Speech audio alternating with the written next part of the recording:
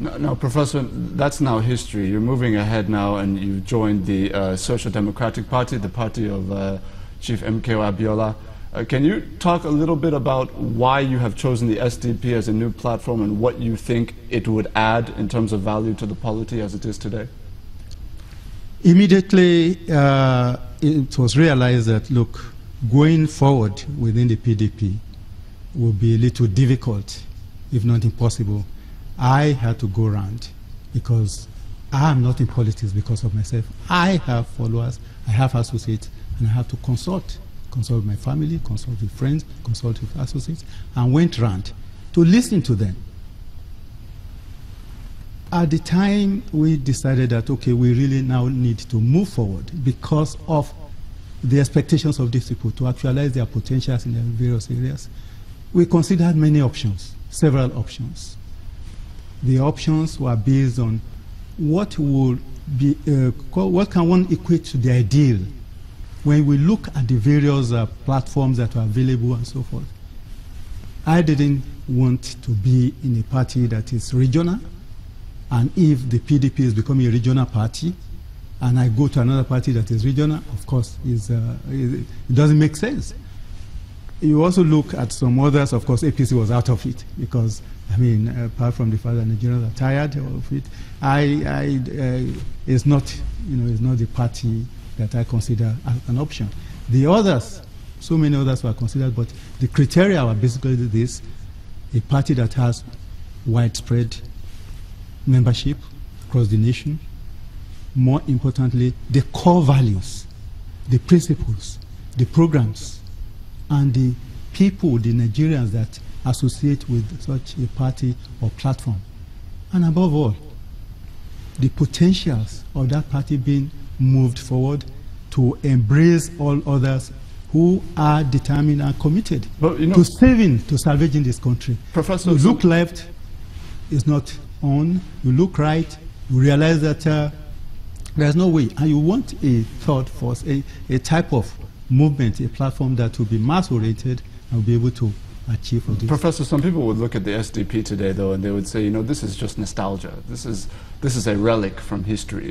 Is this something that can be resuscitated in the modern political context of Nigeria? And if you look at the APC and PDP, you have all these power brokers, whether governors, members of National Assembly, etc. Now, ultimately, do you believe that the SDP can make way in an election, make real inroads in terms of the power grab, if they cannot get some of these actors that are in some of these other parties? What is the plan for that? Well, what we'll be doing, your colleague made reference to, okay, this is the party that belonged to, Abiola was a member of this party in the past and so forth. Now, what we have done was that before the final decision was taken, we went into discussions with some members, because it's an existing party, and we know that they had a framework that was quite appealing, and of course, the leadership of that party, Chief Olufalai, credible Nigerian, patriotic Nigeria, and of course someone with a very high vision, close to what we have. We thought that we needed to really revisit some of the issues, basic issues, the fundamentals of party formation, the engine that would drive the party, and of course the philosophy. Everything went into it. It's like, I won't call it resurrection of a party, but rebuilding, coming together.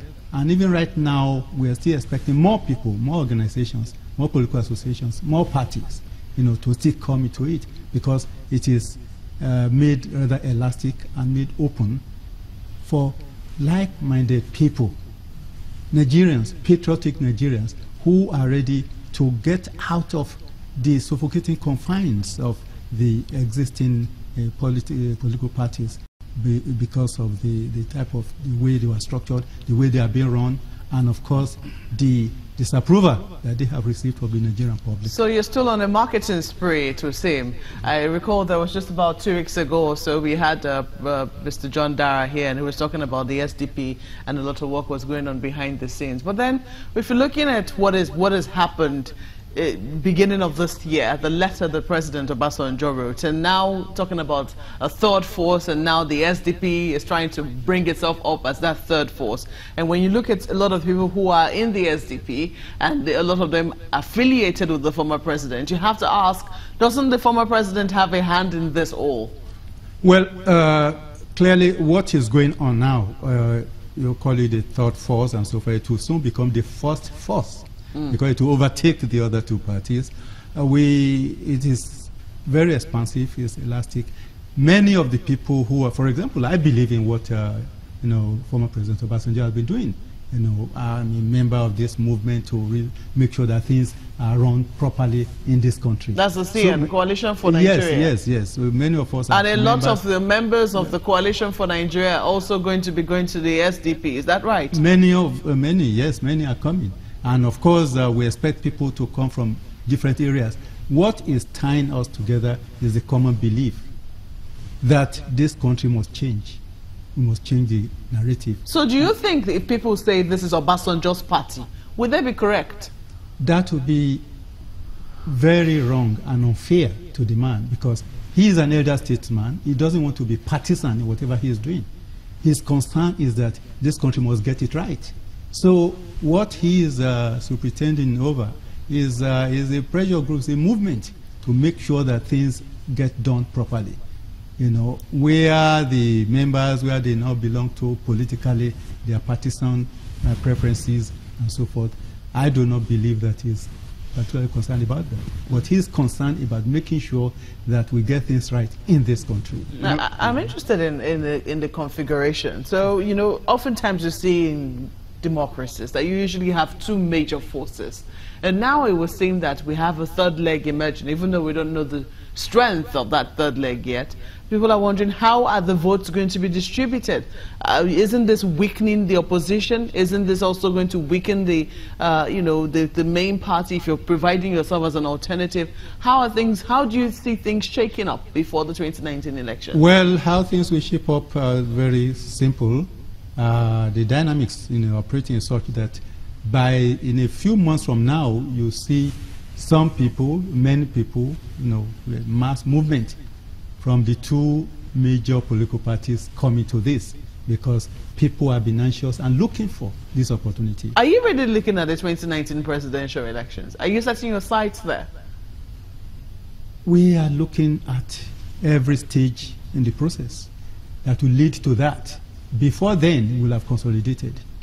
Apart from that, there are other elections that will take place. Now, my point is, are you hoping to get the presidency in 2019? We are winning the presidency. Oh, you are? The SDP will win the presidency. No question about it.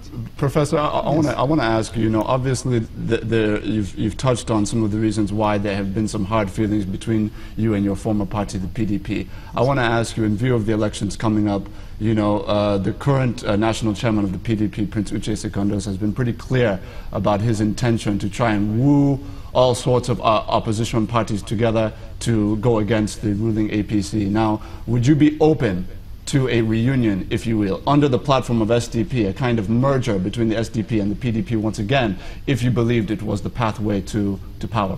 Those who believe in the philosophy of the SDP and who believe in the future of this country and the coming generations, they are welcome to the SDP. There will be alliances. There will be cooperation.